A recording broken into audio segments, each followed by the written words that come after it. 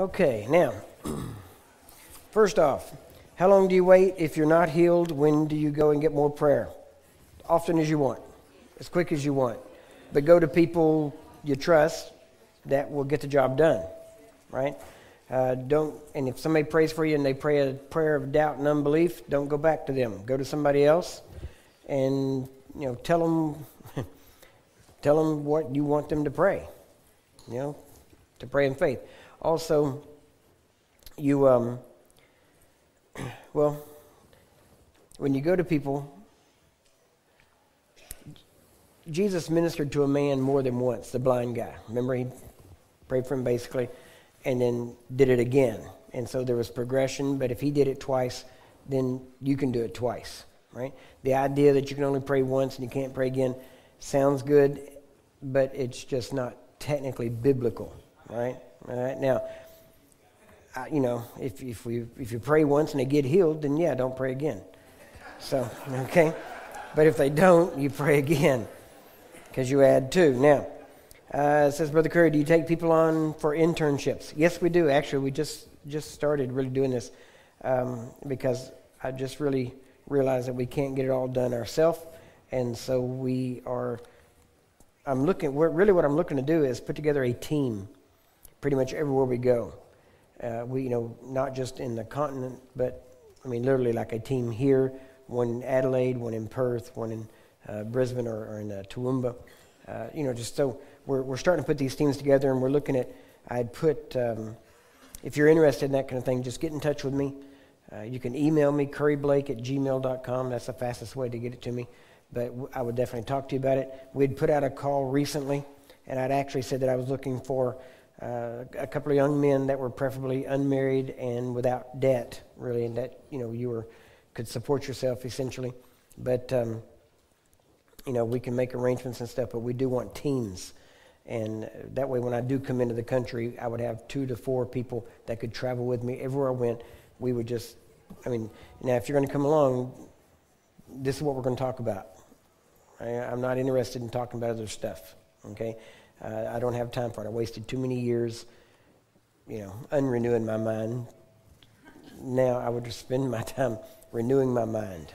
Amen. And so I really don't care about anything else. Now, I enjoy life, and if you're around me much, you'll see I'm happy. I am blessed. I live a blessed life.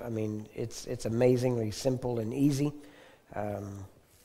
But this is what I do. And it's what I think about. And if I'm not talking it, I'm thinking it. Okay? So that's just what it is. So if you're interested in something like that, just give me an email or something, and we can talk about it. And that way, when I do start coming over, when I get here, then we'd probably take 2 or 4 people, and they would just be with us all the time, and then travel with me wherever I go, and we would just take time to fellowship and pour in and talk and get the job done. Amen? Because that's what we want, to make sure that we are discipling and doing the job, getting the job done. Because I can't stay here, so we got to have people that can do it. Amen? So, okay. Now, if you're a husband and wife team, that's possible too, that kind of thing, but we'd just have to talk and see how we can work it out. Usually when I come overseas, it's funny because so far, every time I've come to Australia, I have come by myself, except the very first time. And that time, there was a young man that came with me, and we ended up spending the whole week I was here in our hotel room because of the meetings didn't work out, and the people that were supposed to set up didn't, and it wasn't good. So we ended up sitting the whole time in our hotel room, and then we walked around Sydney for a little bit, and that was about it.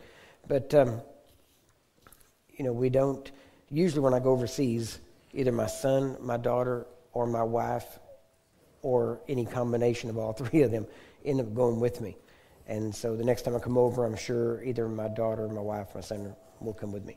But we do want to work in teams.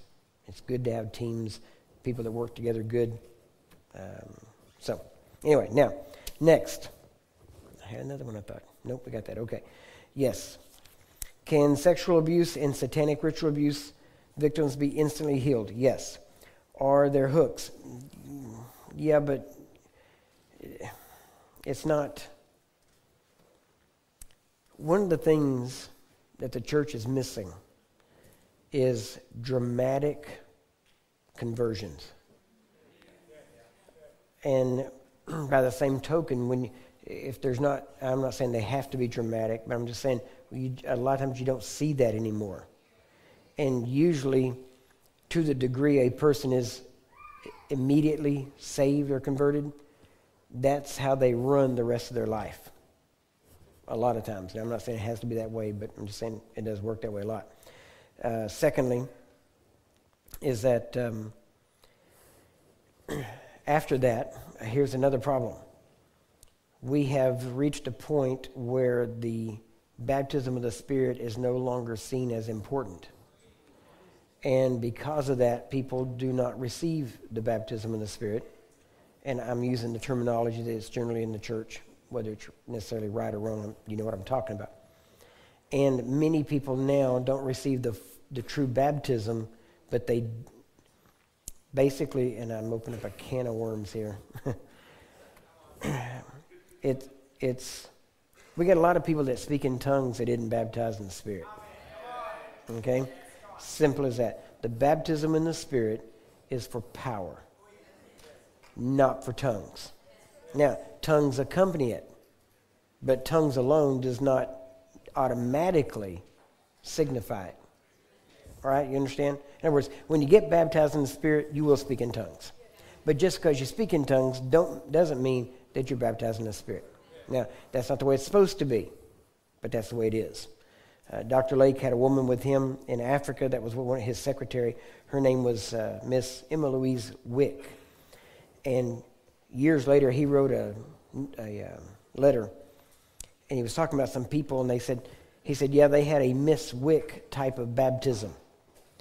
And what he was referring to is the fact that he said that she had the ability to get people to speak in tongues without receiving the baptism of the Spirit. That's what the church is. Now, if we have the same Spirit that Jesus had, then that same Spirit should produce the same works. And according to Jesus, greater works. All right? Now, one of the things we started noticing in South Africa was I was bringing this up and began praying for people for the baptism of the Spirit, people that spoke in tongues.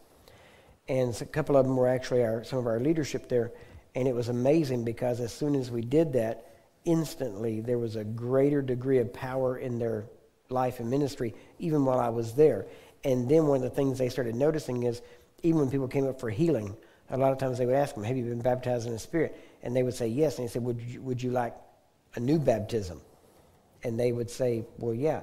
And they would pray for them. And, I mean, we saw some amazing things taking place.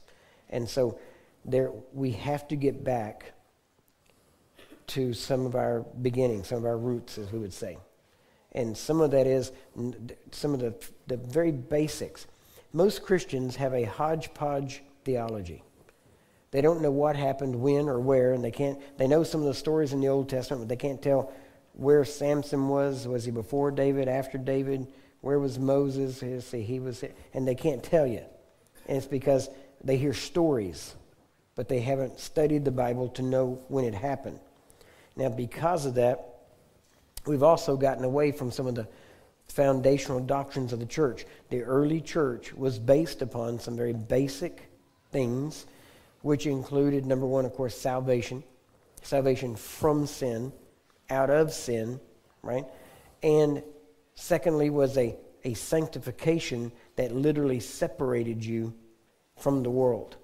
Now, that does not mean that you didn't witness to them and go into the world and to minister to people, but you weren't part of them, right? You didn't do what they did, and that you were separate from them, and that marked holiness. Then after that, so you had salvation, then you had sanctification, then you had the baptism in the Spirit. In the early days, they thought sanctification was the baptism in the Spirit. Then they found that it wasn't, and then the Pentecostal movement started. And so then after baptism in the Holy Spirit, then healing. So those were the four fundamental things that really was the push behind the Pentecostal movement, and even the church in the book of Acts. You know, and it's funny because people talk about the church in the book of Acts like it was the end all, but in reality, the book of Ephesians or the church in Ephesians is the end all. All right? It's not about us going back to the book of Acts. The book of Acts was a baby church.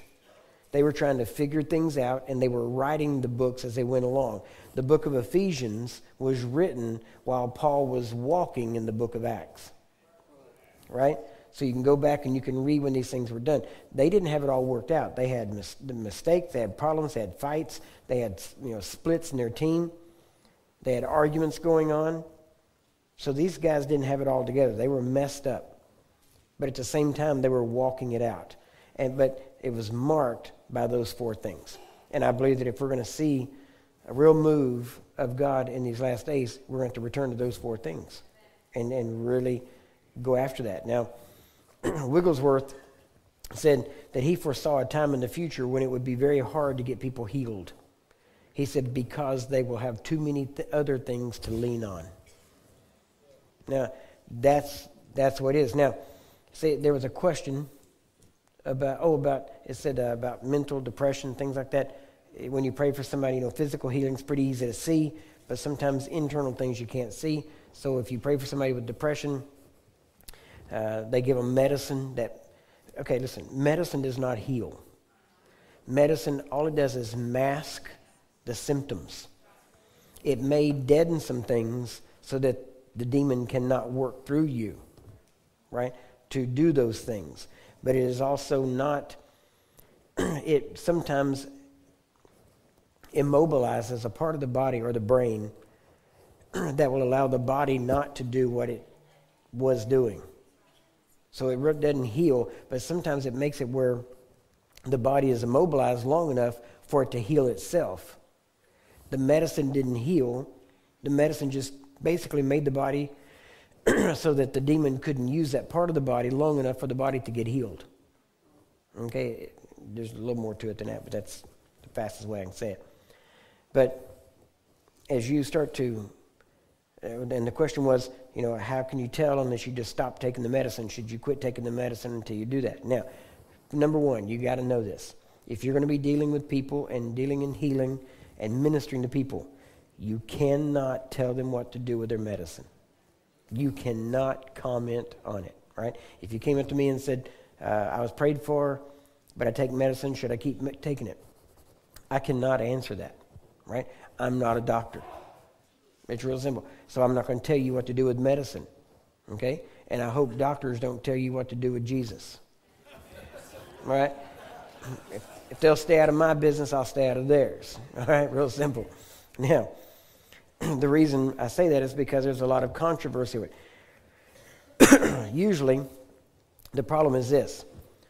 People think that if they quit taking their medicine, it will cause the healing to take place. Like they're twisting God's arm to make him do it. That isn't the way it works, okay? Now, I will tell you this. Number one, medicine cannot stop the power of God.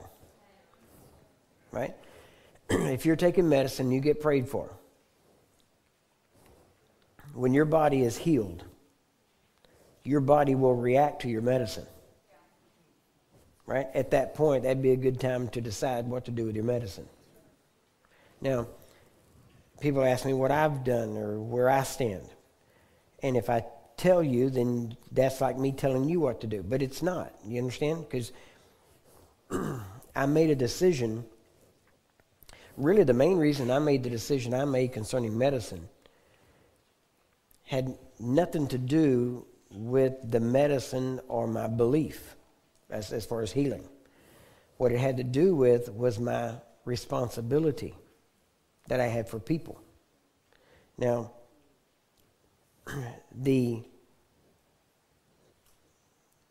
I had made a decision that I would not take medicine. But now you got to realize this.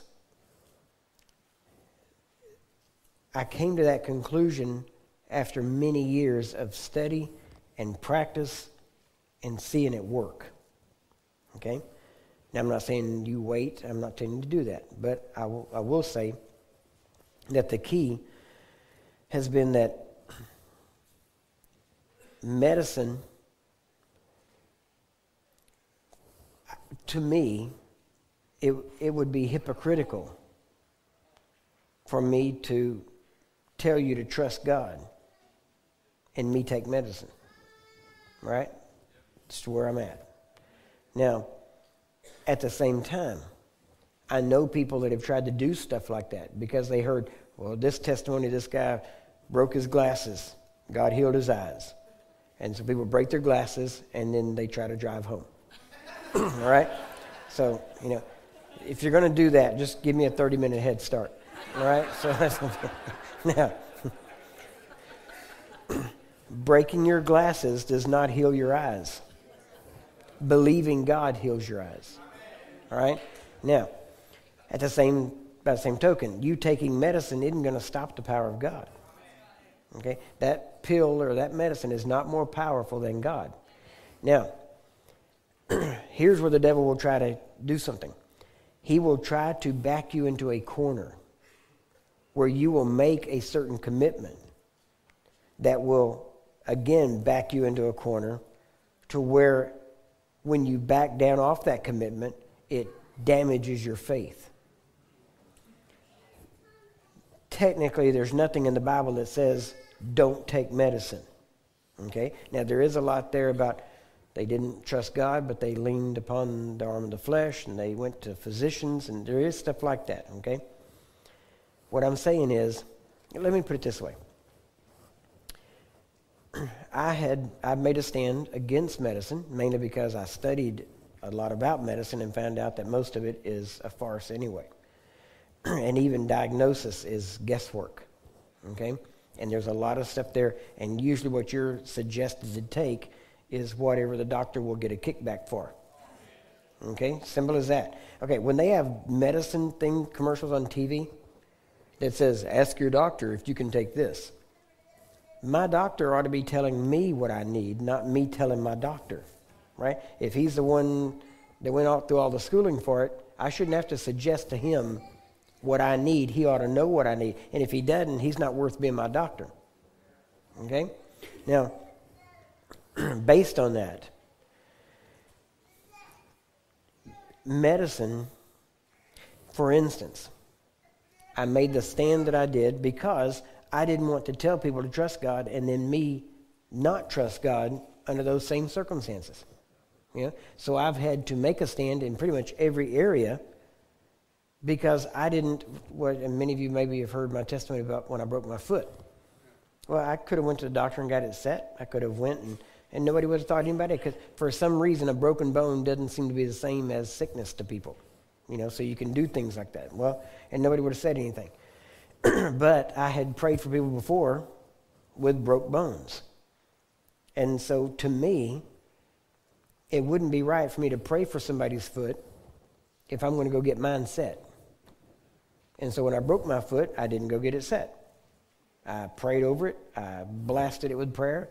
I slapped it, and it was broken, swollen, and I almost passed out. I'm not kidding, okay? So that's what I'm telling you. I've done things I hope you never have to do, okay? But I made that stand because of the position I was in of praying for people.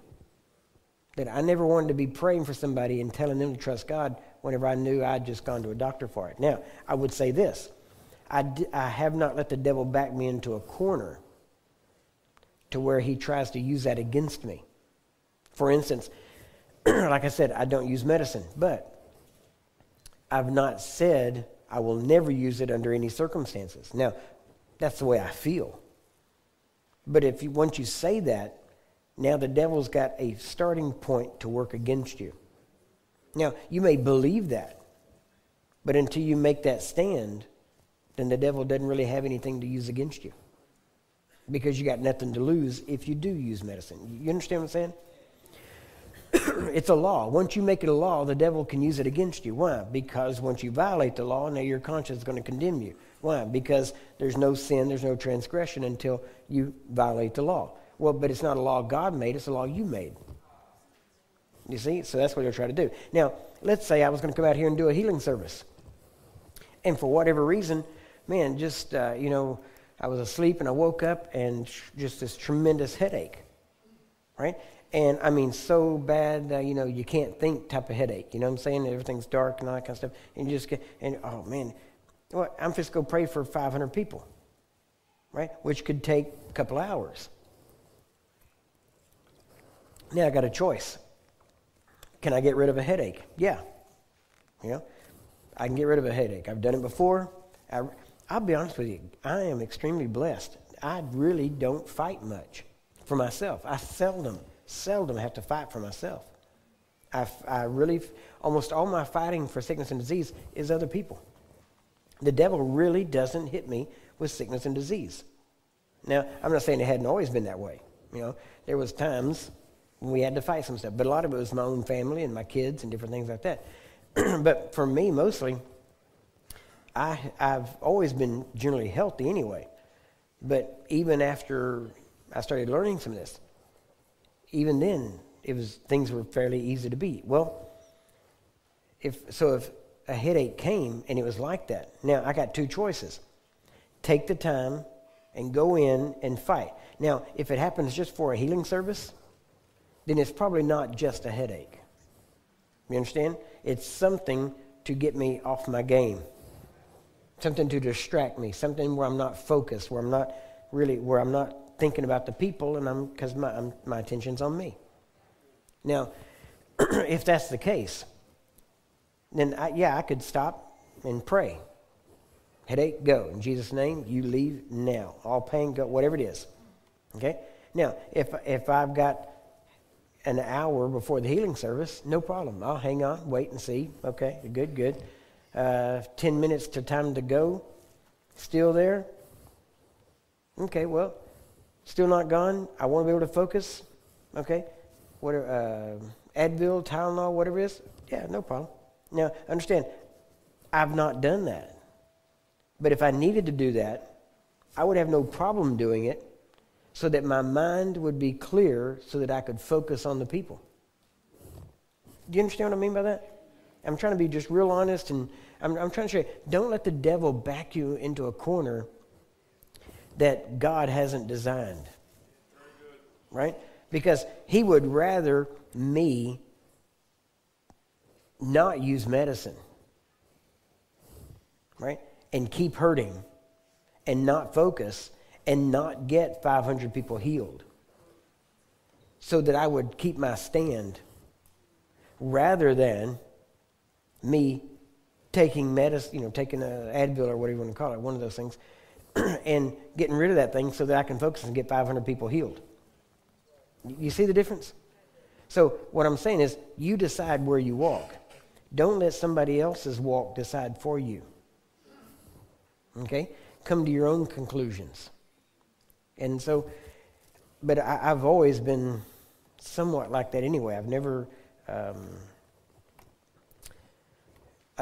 don't believe in a lot of extras, I guess you would say it. I see people all the time using chapstick or something. I'm not against, I understand, I'm not putting down chapstick. Okay? But anything you do, the body adapts to it. And so if you use chapstick, then your body will quit producing moisture for your lips. And then you have to use it. You understand? If you use eye drops because your eyes get dry, well then at first that may help a little bit, but over a period of time your eyes will quit producing tears, and then now you have to use it. So I've just never been one to, when something like that happened, to just jump in and grab something and use it. It's just kind of like, nope, you're going. I've had stuff going on and people say, well, that's what that is. I'm like, really? I didn't know that. And it just went on. Why? Because I just don't think that way. I don't, to me it's easier just to keep walking. So just don't let the devil back in your corner. Does this make sense to you? You understand that?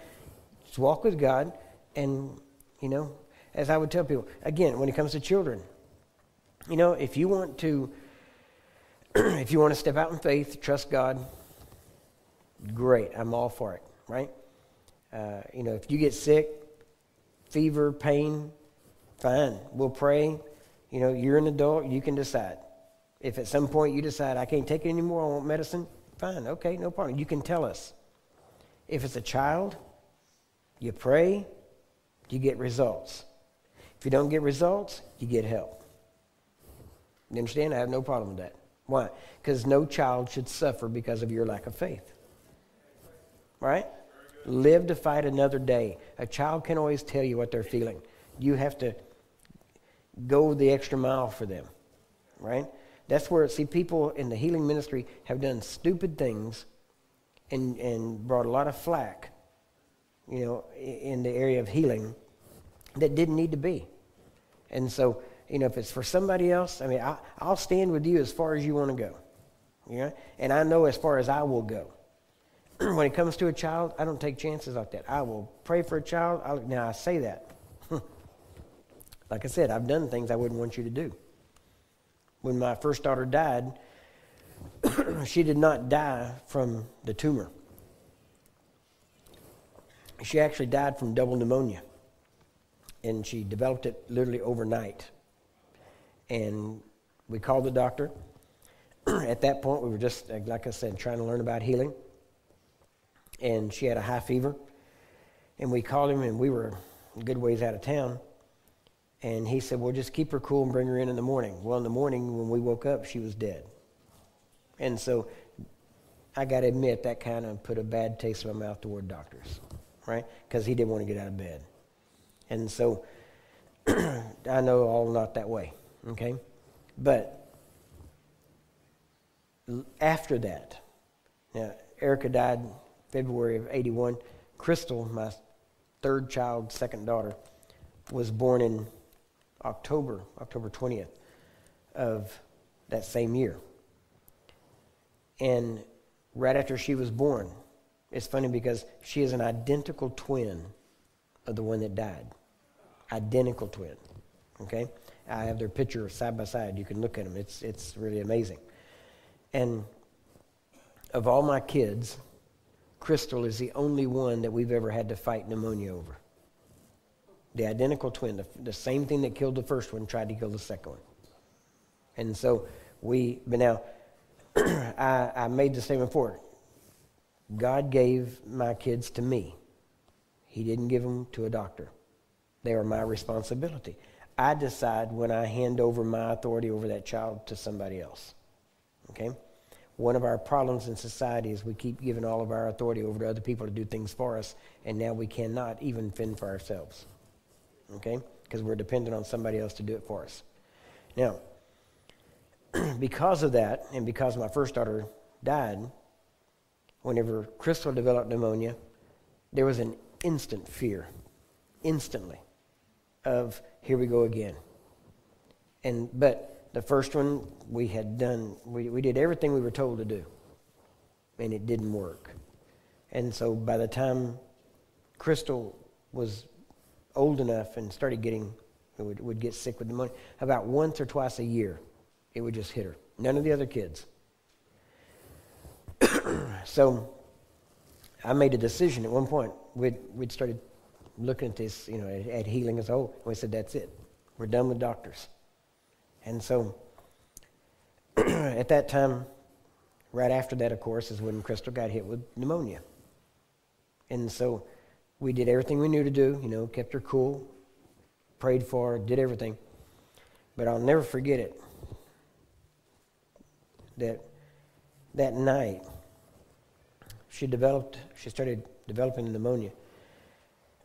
Once she developed it, and we were about 30 miles away from another town. We took her to the hospital. Now, this is before this last incident. We took her to the hospital. They did an x-ray on her. Her lungs were filling up, and they could tell it.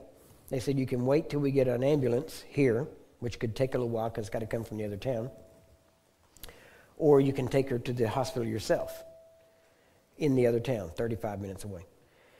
We said, we'll take her. We put her in the car, drove there, prayed in tongues, laid hands on her all the way there. When we got her there, they did an x-ray. They held the x-rays together, and they said, we don't know why y'all came here because she is perfectly clear. Amen? Completely healed in the 35-minute process. Now, later, same situation came up, and it was rough situation. She had the same rattle in her chest that my first daughter had. And we prayed. We did everything we knew to do. And then finally it was getting late. So we said, we've been taught. You pray, you believe, then you act like it's true. And then you're acting the word. And so our bed was right down the hall from each other. It's just about 5 or 6 foot away. From the rooms, there's a little bitty hallway in between. So we prayed, put her to bed, went in. My wife was, needless to say, very concerned about the situation. And, kept saying, what are you going to do? What are you going to do? I said, we've done what we're supposed to do. She said, yeah, but she's still just, well, what are we going to do? We've done it. Having done all to stand, stand. Right? Where people make their mistake is once they've done everything the Bible says to do, the devil doesn't budge, and then you start trying to figure out other things to do. And as soon as you start doing that, you move from faith to unbelief. Right? Immediately, see what the devil wants to do is to get you to move, to get you to trying to figure out, what do we not do right? What do we not do enough? And as soon as you act on that, you're beat. So at some point, you just have to stop and just go, you know what? We've done what the Bible said to do. That's what we do. So we did that. Put her to bed. When you turn out the lights, every sound is amplified. And so I could hear that rattle from her room to ours. I laid there, I prayed in tongues, I prayed in English, I did everything I could do, mainly so that I wouldn't hear her. And then finally I had to put a pillow over my head so that I could go to sleep. And finally I dozed off. Next morning when I woke up, see, the only thing worse than hearing that sound is not hearing it. When I woke up, I didn't hear it. So I'd been taught about how to act in faith and how not to act out of fear. So I knew if I went straight to her room, that would have been out of fear rather than faith. So I got up and did my morning normal routine, went in the kitchen, got a Coke. That's first thing I do, okay? And I really don't care if you like that or not, okay? And I still don't eat vegetables, and I've never eaten them, okay? So, I'm sorry, I should have told you if you have children to put your finger in their ears. I'm sorry. But but it's funny, everybody tells me I ought to eat right, but it's the people that are in my healing line. So, so when I'm in your healing line, then you tell me how to eat, okay? When you're in my healing line, don't tell me. No. So then I go, finally, when I was convinced that if I went to her room, it would not be out of fear, I went into her room, and she wasn't in bed. She was on the floor beside the bed, sitting up, playing, perfectly healed. Now, from that time to this, really, from that time to this, maybe once or twice after that, we had to fight it. But it really, from that time to this, that was it. Right? I mean, we've had other situations in our family, but it's really not much of a fight anymore. It's pretty much, oh no, you don't. It's kind of like a dog coming in your house. You just stomp your foot and yell and tell it to get. And that's what it does. Now, there's things you fight, and one of the things we've learned as I travel, the enemy tries to stir up things back home. Every time I leave, especially out of the country, the enemy tries to do something back home to try to, counterattack. And I've already told my family, I said, you're a target. And that's what my wife, usually that's what she does. She'll call me and says, what's going on over there? I said, meetings, why? It's good. She said, it must be because we're going through hell back here. So I said, whose fault is that? All you got to do is get strong. He comes after the weakest link. Just make sure you're not the weakest link, right? Make sure it's your next door neighbor.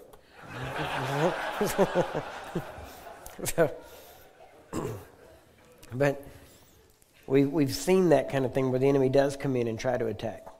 And even in our SWAT training, we emphasize that. The SWAT training is our spiritual warfare training. It basically tells you how the enemy thinks and how he tries to attack. But the main thing is it shows you what to anticipate so that you can hit it off and you can see patterns.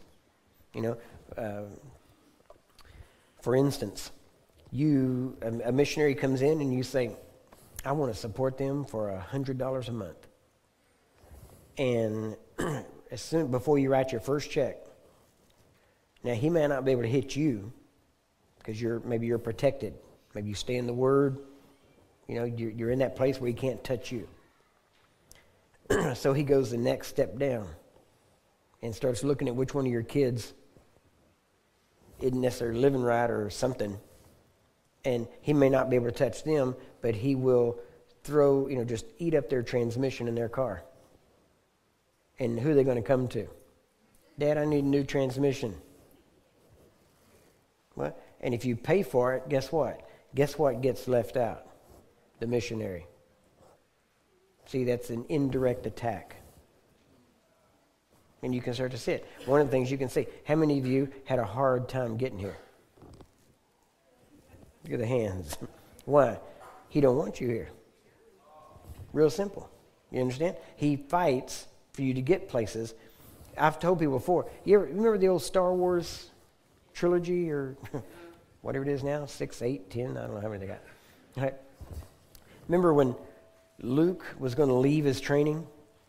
He hadn't finished the training yet, and they said, don't leave, finish your training, right? Why? Because they the dark side tried to pull him off, right, before he finished his training. I've told people so many times, listen, don't be surprised when after you get here, things start happening back home.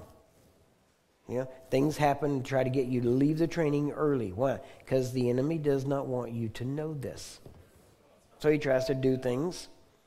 We were in New York one time, and I got a call in our house. The water heater in our house had just, broke. Just water everywhere.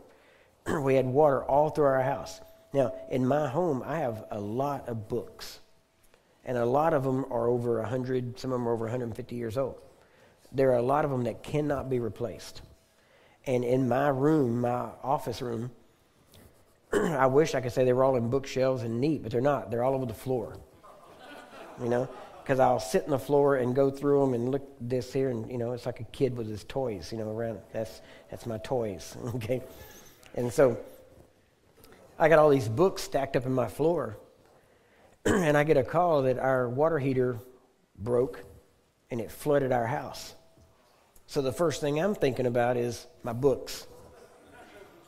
When we got home, the water, we were renting the house, but the water had gone all to the living room, all to the kitchen, ruined the carpet, ruined the linoleum stuff in the kitchen, went down the hall, went into the rooms. When it got to my door, stopped at the door. Amen? Did not go into the door at all. My wife was not all that excited about that. Okay? Because the first thing she said was, well, we know where your priorities are. So, but, I could tell you all kinds of, see, the thing you're going to have to get past is that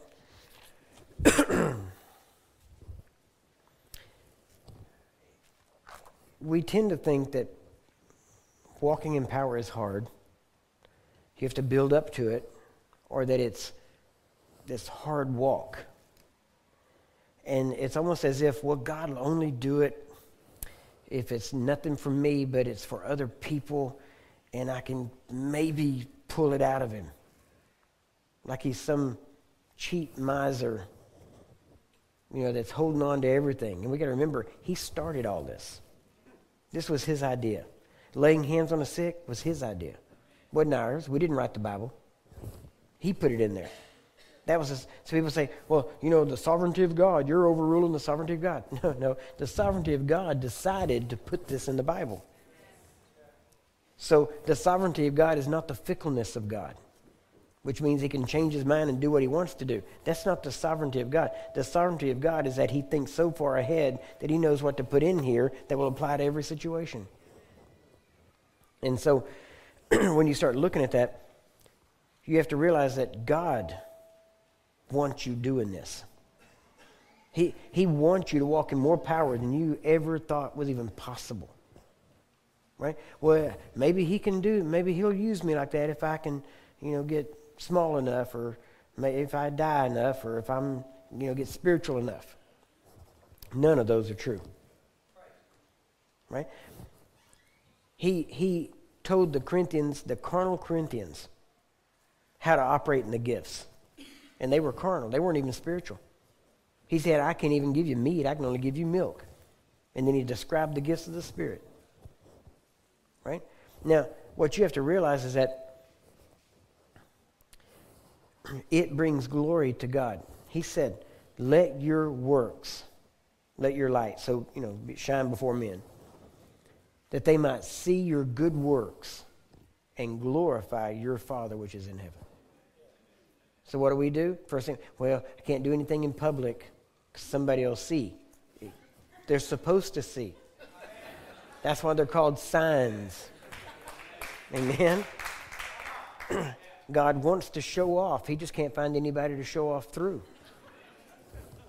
The eyes of the Lord roam to and fro upon the face of the earth, looking for those in whom he can show himself strong. He's looking for people to stand up and go, here I am. Be strong through me. Amen? Now, what you've got to realize is that he wants you to walk in this power. And if you look, the best thing about studying the Old Testament is that the Old Testament prophets walked more like sons. They walked more like Jesus did than the disciples did. I can show you, the power of God is so mechanical that you wouldn't even want to believe it. Right? I mean, it is so mechanical that we all got here at about the same time. How? Because we base our clocks on the sun. Who do you think set that thing in motion? And how many of you know it works the same every day? That's mechanical. God doesn't have to get up every morning and go, okay, Earth, go around the sun again. Remember, 365 and 1/4 days. Not 363, not 370, but 365. Isn't that right? He did it. He only said it one time. And it's a law. It's working. Right? So shall my word be that goes forth out of my voice, and will not return to me void, but shall accomplish that to which I've sent it, and that which I purpose. Isn't that right? Do you realize that this whole thing, I will show you probably tomorrow because it's getting late here, so I got to hurry, but it's amazing when you look at it because he wants you to walk in power. Amen. He wants you to be able to do things, and not just for the overall betterment of man, which is the overriding reason. We were in, several years ago, right when I did my first DHT, I went into Eureka Springs, Arkansas, in the middle of the winter, and got snowed in. And people got snowed out. And I had to cancel the meeting because of the snow and the ice. And I'm stuck in this place, and people couldn't get in, I couldn't get out, and it was a waste of time. And so I went to God, and I said, God, this will never happen again. I said, this message is too important for weather to stop it. I said, these people need this message. And so this will never happen again. From now on, I will take authority over the weather, and I will see to it that weather does not affect what we do. Amen? Now, from that time to this, we've never canceled a meeting because of weather. I mean, and it's amazing because usually you can look at the weather the week before and see what it's supposed to be. And usually it's supposed to be rain, sleet, snow, something. And now, literally, and I mean, I'm not exaggerating one bit. Now when I go into places, it's funny because I'm thinking of a particular place. I got there, and the next morning, the day the meeting was supposed to start, I had a phone call from a friend, and he said, Curry, when did you get into town? And I said, well, I got in this morning. He said, yeah, I woke up and looked outside, and whenever I saw it was clear, I told my wife you were here. Literally, I'm not kidding. And he said, did you check the weather? And I said, no, why? Because now I don't check it anymore. Used to I did, and then I pray against it. I don't do that anymore. Now I expect it. Right? So I don't even have to fight. That's another battle I don't fight anymore. I expect it to be. Now, I'm not saying it never rains or anything. And when I go to Florida, you got to pray for rain. Because if you don't, all the people will go to the beach instead of come to church. So you got to know how to balance that, okay? But seriously, and we were going down one day from Dallas down to San Antonio. Well, all of South Texas had been flooded. Bad. I mean, this had been going on for apparently a couple of weeks.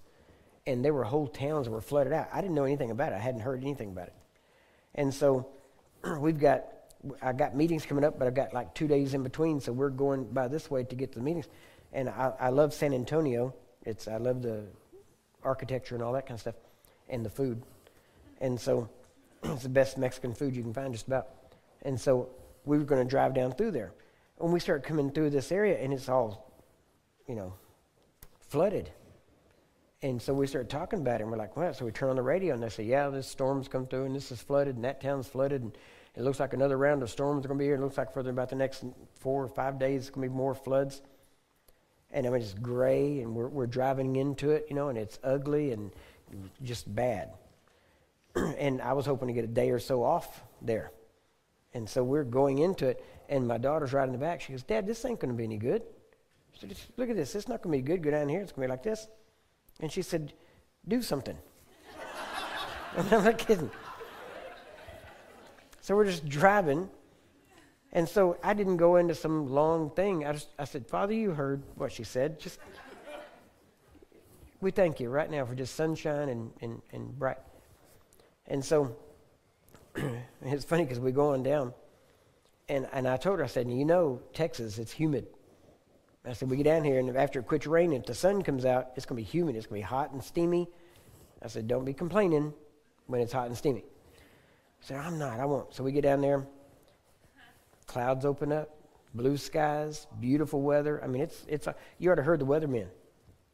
We don't know what's going on, but it looks like we have an opening, and this low front's coming in. And it was hilarious. We were listening to it and laughing, sitting there laughing about it. All right? Now, this had nothing to do with the gospel. It had to do with a son asking. Isn't that right? That's all it was. God will do that for you. Now, if they had needed rain, if they'd been in drought and it started raining, I'm not going to pray for it not to rain. Why? Because I will lay down my rights for the benefit or the betterment of humanity. If they need rain for their crops and that kind of stuff, then you pray for that, right? You don't just use it. But it's funny because then we go through it and we're walking down to the river walk there, and I look back, my daughter's got her sweater thing off around her neck, and she's doing this, and she looks at me and she goes, Dad, I go, do it. Don't even do it. I said, you're getting to be like the Israelites. I said, don't even do it. So, but I'm telling you, I could go through, I could be here the 3 days we're supposed to be here. I could be here easily giving you nothing but weather testimonies.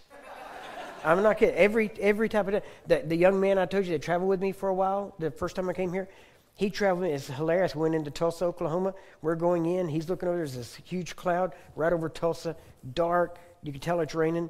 He looks over there, and he'd heard all my stories. So he's just sitting there, and he looks at me and looks over. He goes, you see that cloud? I said, yeah. He said, so how do you do this? I was serious. I'm like, do what? He goes, do you have to pray or what? I said, it'll be gone when we get there. And he said, oh, okay. He said, did you already pray? And I said, no, hadn't prayed yet. So we're driving, and his wife called on the phone. And he starts talking to her, and he starts Yeah, we're driving, yeah, we're going, and there's this big cloud, and I'm fixing to see one of those weather miracles Curry's talking about, and he goes, where, hang on a second. He said, where'd that cloud go? I started looking.